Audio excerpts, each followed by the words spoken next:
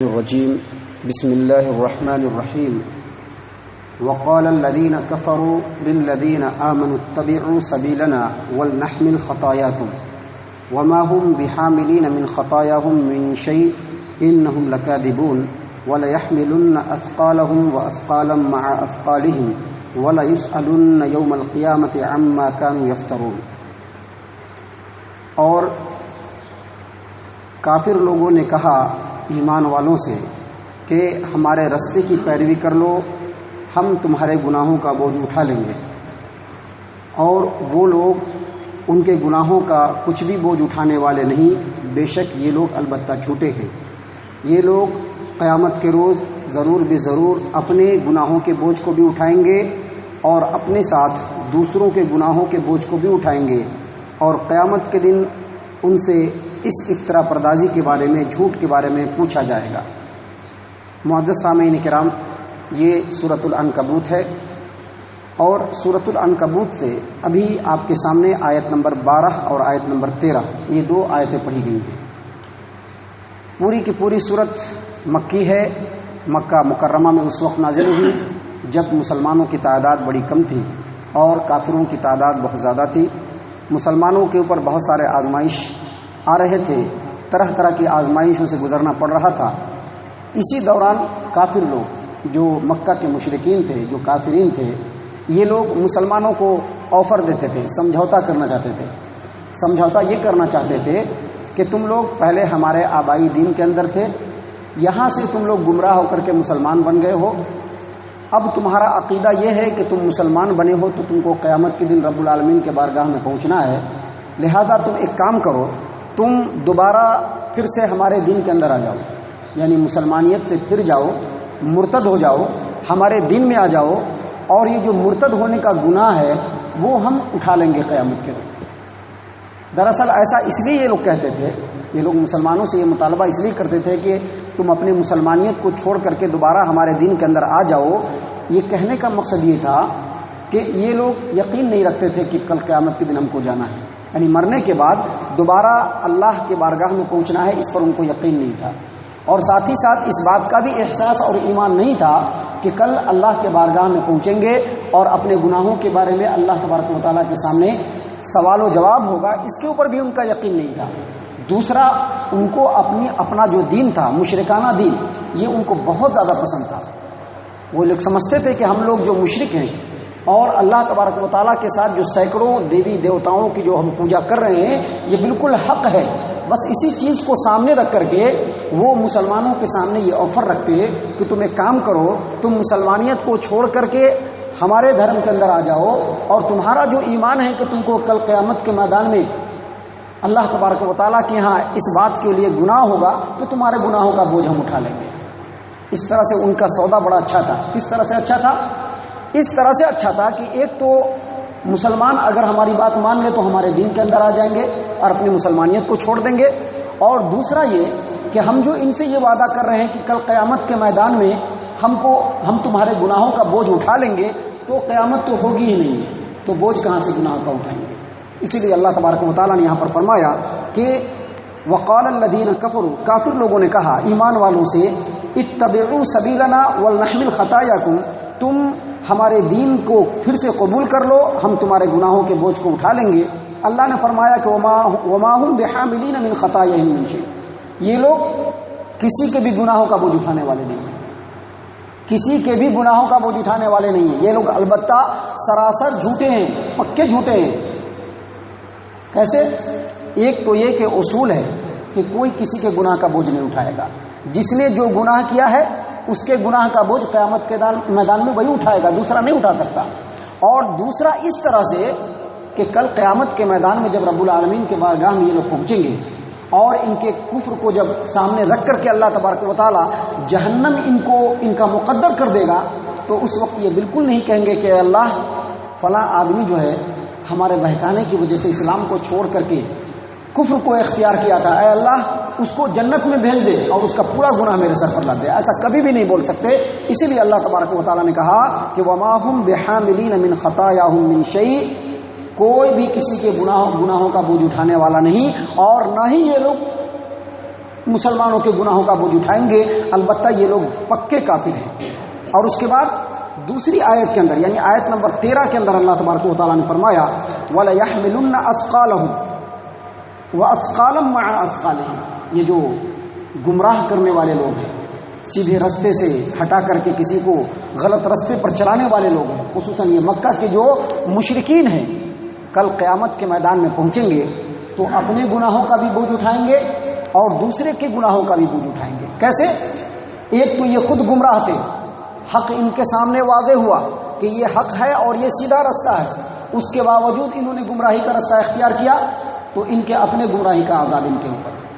اور جن لوگوں کو انہوں نے گمراہ کیا، سیدھے رستے سے بھٹکا کر کے غلط رستے پر چلایا، تو جو بھٹکے ان کو تو ان کا گناہ ملے گا ہی، لیکن جو یہ بھٹکانے والے اور گمراہ کرنے والے ہیں، گمراہ ہونے والے کے گناہ کو بھی اس کا بھی حصہ ان کے سر پر لادا جائے گا۔ اگر اس روئے زمین پر کوئی بھی کسی کو غلط رستہ بتاتا ہے، کوئی بھی کسی کو غلط رستہ بتاتا ہے، صحیح رستہ چھوڑ کر کے اگر کوئی صحیح رستے پر چل رہا ہے تو وہاں سے بھٹکا کر کے اگر غلط رستے پر اس کو بھٹکا رہا ہے اور لا رہا ہے اور گمراہ کر رہا ہے، تو جب تک وہ گناہ کرتا رہے گا اس کے گناہ کا جو بدلہ ہوگا، اس کے گناہ کا جو عذاب ہوگا، کرنے والے کو تو ملے گا ہی، جس نے گمراہ کیا ہے، جس نے بھٹکایا ہے، اس کو بھی ملتا رہے گا، چاہے گمراہ کرنے والا باپ ہو، چاہے گمراہ کرنے والا کسی قوم کا امام ہو، یا گمراہ کرنے والا کوئی لیڈر ہو، یا کوئی چودھری ہو، کوئی بھی ہو۔ اگر کسی نے کسی کو سیدھے رستے سے بھٹکا کر کے غلط رستے کی طرف لانے کی کوشش کی، تو جب تک وہ گناہ کرتا رہے گا، گناہ کرنے والے کو تو اپنے گناہ کا عذاب ملے گا ہی، جس نے سیدھے رستے سے بھٹکایا ہے اس کو بھی اس کا گناہ ملتا رہے گا۔ اس کی دلیل اللہ کے رسول صلی اللہ علیہ وسلم کا فرمان۔ اللہ کے رسول صلی اللہ علیہ وسلم نے فرمایا، صحیح مسلم کی روایت ہے، من دعا الی الہدی، من دعا الی ہدی، اگر کسی نے کسی کی ہدایت کی، صحیح رستے کی رہنمائی کی، صحیح رستے پر چلایا، اللہ کے رسول صلی اللہ علیہ وسلم نے فرمایا،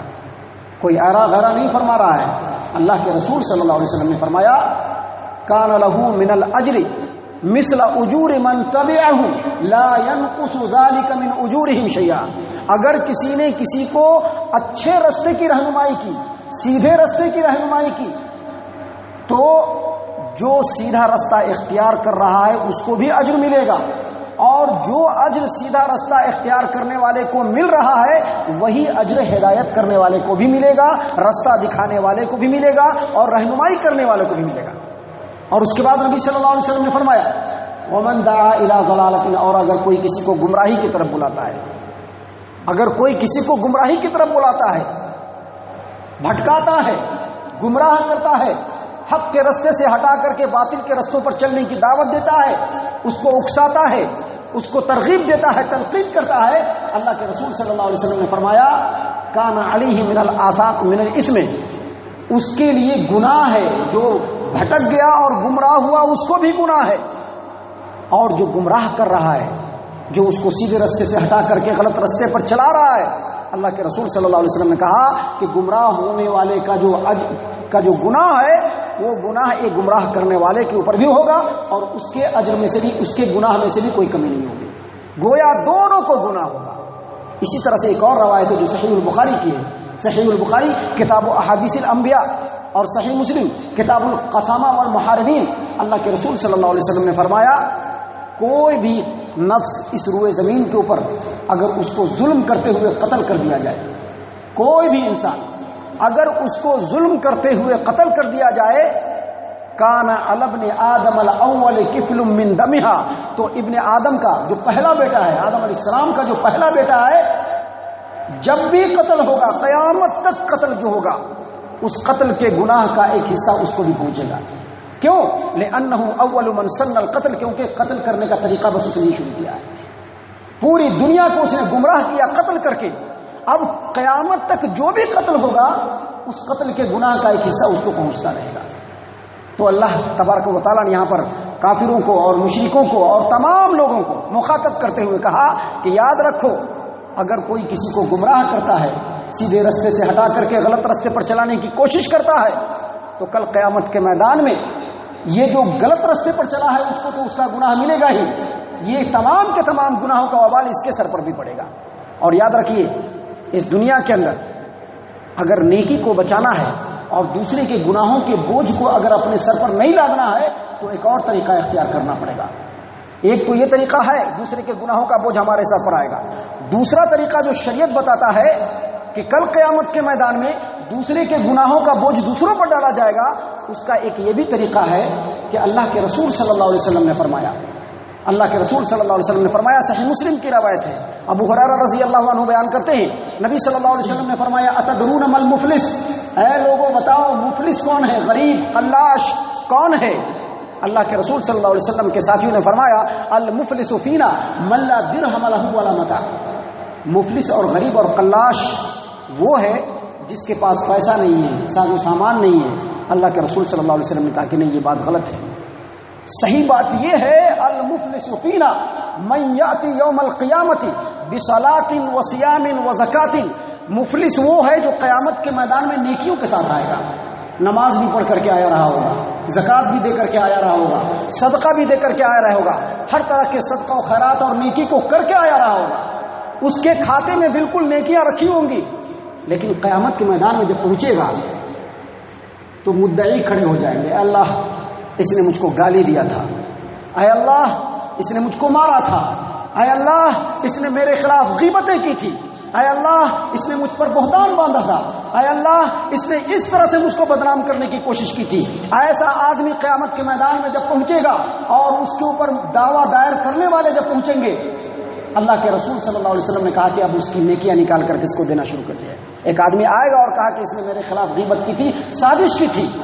اللہ تعالیٰ اس کی نیکی کو نکال کر کے اس کو دے دے گا، کیونکہ وہاں پر دوسرا کوئی رستہ نہیں ہے،